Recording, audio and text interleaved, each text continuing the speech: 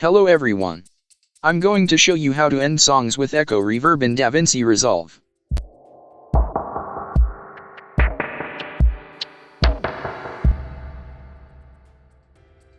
Let's get started.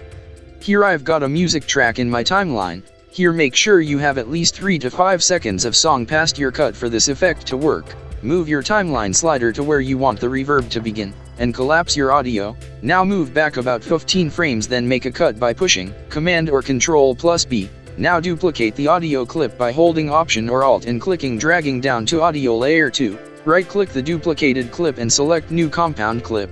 Hit create. Now right click it again and select open in timeline, then duplicate this clip and drag it down.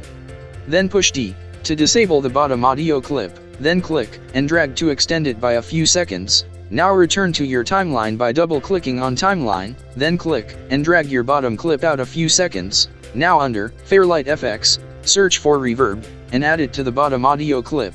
Now lower the room size to around 70, and increase reverb to the maximum, and also decrease the volume of the compound clip to around -10.